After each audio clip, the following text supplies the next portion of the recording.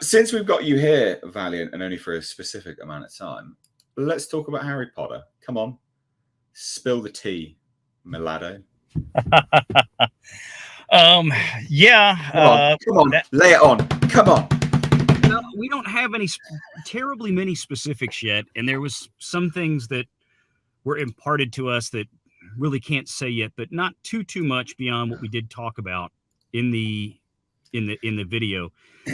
But yeah, I mean, look, David Zaslav in one of the previous earnings calls when we were covering it live said that he was wanting to work with and looking forward to working with, his words, he wants to work with J.K. to make some more Harry Potter stuff. Yeah. You know, and we knew that was coming. The Wizarding World, or not Wizarding World, excuse me, the Fantastic Beasts series have really not been successful. I mean, there's just even having ejected Johnny Depp from the role of Grindelwald, it may not have still survived.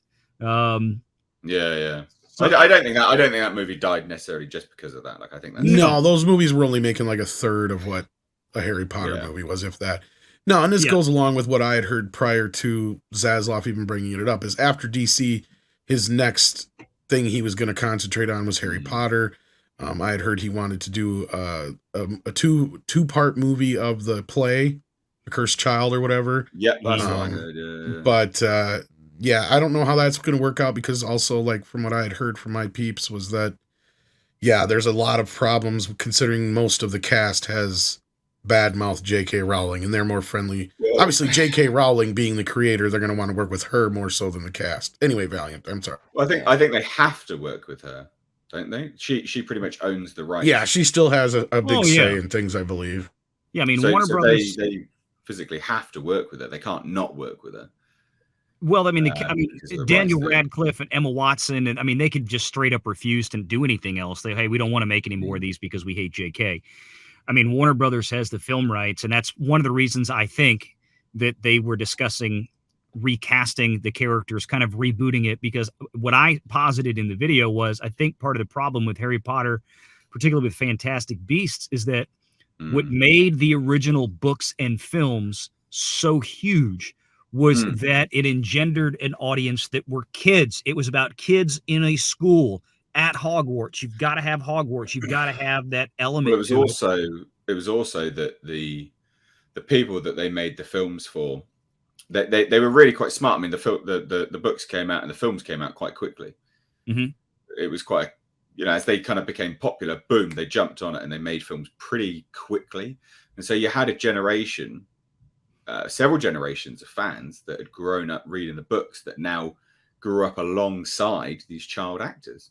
And so there was that quite a unique element to Harry Potter and what they're called, potheads, whatever they're called. The Harry Potter fandom, for instance, they grew up alongside the Harry Potheads. Yeah, the hairy potheads. They grew up alongside the cast, so they were very, that's a unique situation. It became popular. That is a good point, Nate. Like, the only other time I could think that's even remotely like that would be like maybe the Little Rascals would be the closest thing you could compare to that, where you actually were a part of this thing and they were the first and original cast and grew up in these characters, and that generation grew up with them. And it was quite a while before they could find a way to revamp that, and it never really did ever again. So, I mean, again, I know that's way in the distant past comparatively to Harry Potter, but no, that's a good point. And I never thought of that angle before, is how, even though this is a book series and you could readapt it over and over and over and over and over again. You can, but how do you recapture that as a specific? That's a good point. Nobody else has ever played these characters, and you had a decade's worth of films where an entire generation of kids grew up with them. Yeah. And it's not that old. It's not like the movies themselves are terribly dated. It's not like the special effects are 1979 era special effects. I mean, they were still good effects. These movies still hold up to today. Right. Yeah. My suggestion, if I was them, I would try to get everybody together and make nice with JK. And I would do sequel movies about the kids of the kids. Yeah. And have the adults in like teaching roles and stuff like that. Yeah. Little bit cliche, But yeah, it could. What else are you gonna do though? Like, you're right. I mean, I agree. Yeah. Way to go with it. You could. Well, the whole thing was like later on in life, we knew that Harry became himself an Auror. So you could have the adventures of older Harry Potter as an Auror chasing a new dark force. That's number one. If they wanted to go back to the past and still have the Voldemort dynamic, then what you do is you get Daniel Radcliffe and Emma Watson back, but you cast them as James and Lily Potter. Really? Even Emma Watson? Really? Well, I mean, just to try to get, if you want to recapture the popularity of that original cast, but at least you got to get Daniel Radcliffe. You cast him as James Potter, and you have him in that early era where Voldemort's rise was happening, when all the murders were going on, the creation of the Order of the Phoenix. That would be great. And I think people would easily accept Daniel Radcliffe being in a Harry Potter movie and cast in a role other than Harry himself, because it's pretty much impossible at this point. But if you cast him as James, I think everybody would go for it. You are right. Yeah, he hasn't aged. That's another possible direction. But yeah, no, I think that's the thing, is I think people would expect him, even as an adult, to still be Harry Potter. Which that's what I'm saying. Unless you're going to reboot it and start from scratch, you might as well just do new adventures with the adult kids now having kids and all that kind of stuff. Like, but I mean, a lot of people didn't like The Cursed Child, from my understanding. That's exactly what I was about to say. Apparently, I've not read it. Apparently, The Cursed Child is proper poo. It is. Wasn't even written by J.K. She just gave it a blessing, wasn't it? Is that right? Yeah. No, you're right. It was a stage play, basically, that they just put into a book. Not good. Not smart. Yeah, apparently that's not a good. Apparently it's not. It does play on the West End in the UK a lot, though. Like, there's always adverts for it, so maybe it's a good play, I guess. I don't know. From the sound of it, it belongs on the Bell End. I mean, I'm just saying.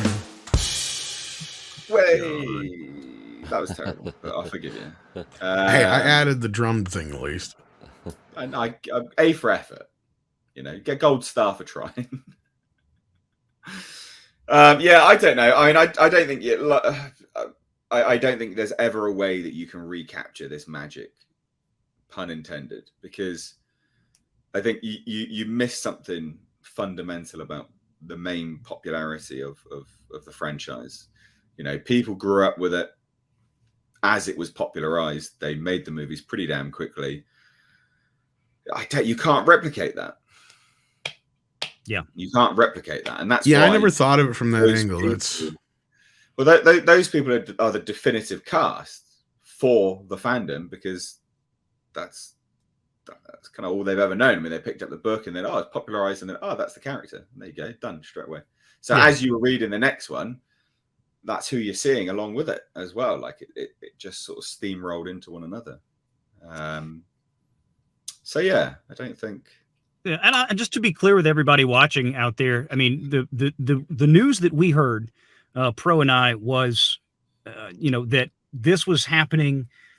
The discussions were happening. There's a lot of intense discussion going on right now. Is number one, can they do that? How would they do it? Or what is the best way to go about? There's nothing in stone here. Like, yes, they're rebooting it. It's guaranteed. It's done. This is what they're doing. Mm-hmm. As of right now, we just know that there is a lot of high level discussion on what direction to take to revitalize that franchise. And that is from a source that has been consistently very good with us. I mean, time will tell where this goes. Look, obviously, like we said, the first order of business, fix DC. But the next order of business is going to be somebody's going to get announced to head up the Wizarding World Studios. Yeah. Just like James Gunn and Saffron were for DC, somebody's going to come in for the Wizarding Studios at Warner and make that go. Or whatever they're going to call it, or something. But yeah. Yeah. Very funny. I mean, I think it's that to me, that's a disaster waiting to happen. I think that they will crash and burn with that. I think that's maybe not good. But I was wrong on Avatar. I might be wrong on this. if they treat it with respect and do it right, yeah.